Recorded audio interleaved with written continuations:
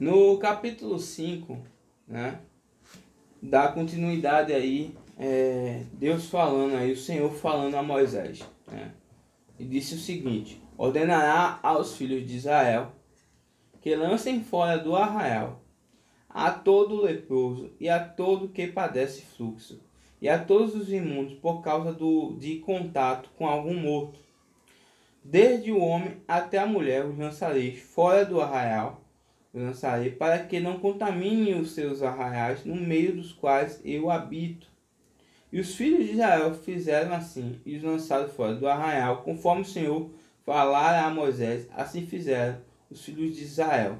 Falou mais o Senhor a Moisés, dizendo: diz aos filhos de Israel, quando homem ou mulher fizer algum de todos os pecados humanos, transgredindo contra o Senhor, tal alma culpada é, e confessará o pecado que fez.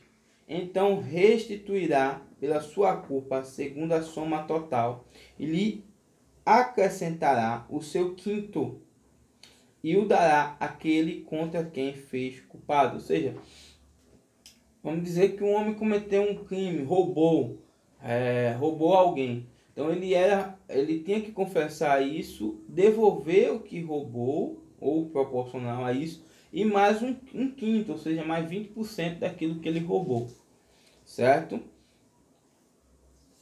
E esse isolamento, a gente já falou nisso em outra leitura, e Deus pedia para afastar sim quem tinha esse tipo de contaminação, quem tinha lepra, ou padecia de fluxo, ou tinha algum imundície, para que Deus estava ali mostrando que a presença dele era necessária à purificação. Então era didaticamente instruindo o povo ao cuidado pelo zelo, pelo culto, né?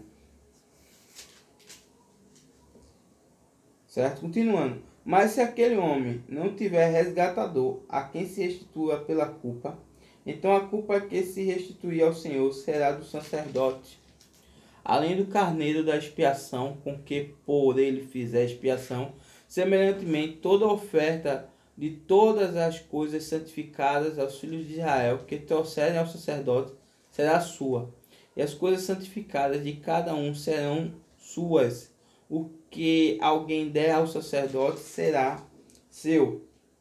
Então, ou seja, se ele tivesse praticado algo que não fosse contra um indivíduo, fosse contra Deus, foi um pecado diretamente para com Deus, ele pagaria isso ao sacerdote. Então, se não fosse um erro, um pecado, um ato cometido contra um irmão, um colega, um vizinho, ele direcionaria sua oferta para o sacerdote. A prova da mulher suspeita de adultério. Falou mais o Senhor a Moisés, dizendo: fala aos filhos de Israel e diz-lhes: quando a mulher de alguém se desviar e prevaricar contra ele, de maneira que algum homem se houver deitado com ela, e for oculta aos olhos de seu marido, e ela o tiver ocultado, havendo-se ela contaminado, enquanto ela não houver testemunha, e no feito não for apanhada, não foi pego ali no ato de adultério, e o espírito de ciúmes vier sobre ele, e de sua mulher tiver ciúmes, por ela se haver contaminado, ou sobre ele vier o espírito de ciúmes, e de sua mulher tiver ciúmes, não se havendo ela contaminado, então aquele varão trará a sua mulher perante o sacerdote, e juntamente trará a sua oferta por ela, 1/10 de efa de farinha de cevada, sobre a qual não deixará azeite, nem sobre ela porá incenso, porquanto é oferta de manjares de ciúmes, oferta memorativa que traz a iniquidade em memória. Então veja, aqui, quando o marido era uma oferta chamada oferta de ciúme, bem específica. Era para aquele homem que tinha ciúme da mulher, às vezes com razão, ou seja, ela praticou adultério, ele não pegou, mas desconfia, ou ele tinha ciúme sem um motivo justo. Independente da situação, ele iria lá fazer esse tipo de oferta para com esse tipo de pecado, entendeu? E o sacerdote a fará chegar e a porá perante a face do Senhor. E o sacerdote tomará água santa num vaso de barro. Também tomará o sacerdote do pó que houver no chão do tabernáculo e o deitará na água. Então o sacerdote apresentará a mulher perante o Senhor e descobrirá a cabeça da mulher. E a oferta memorativa de manjares, que é a oferta de manjares do ciúme, porá sobre as suas mãos, e a água amarga que traz consigo a maldição estará na mão do sacerdote.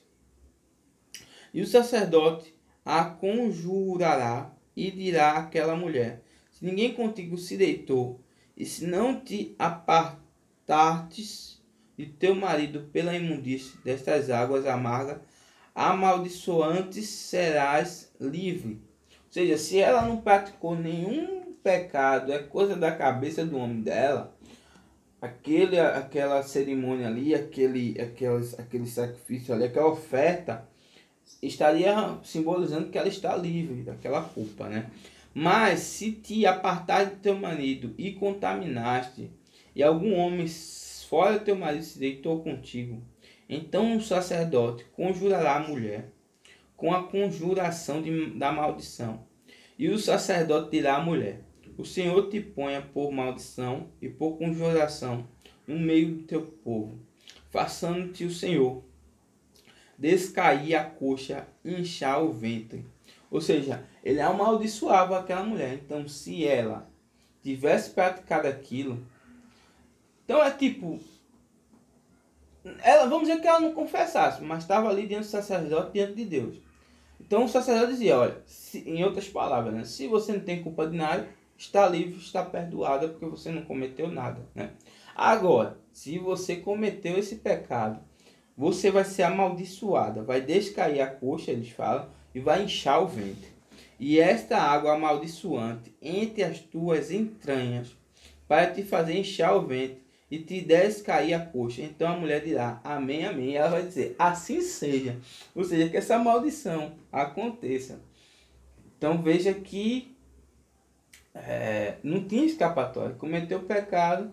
Então se ela realmente não fosse culpada, beleza, não ia acontecer essa maldição.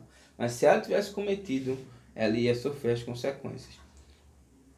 Depois o sacerdote escreverá estas mesmas maldições no livro, e com a água amarga as apagará. E a água amarga amaldiçoante dará a beber à mulher, e a água amaldiçoante entrará nela para amargurar. E o sacerdote tomará a oferta de manjares dos ciúmes da mão da mulher, e moverá a oferta de manjares perante o Senhor, e a oferecerá sobre o altar.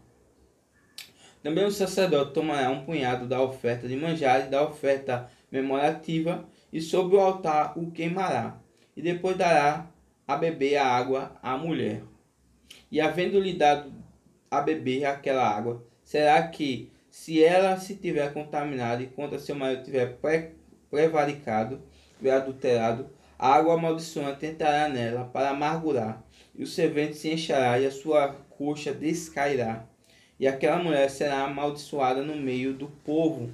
Esta é a lei do ciúme, quando a mulher em poder de seu marido se desviar e for contaminada.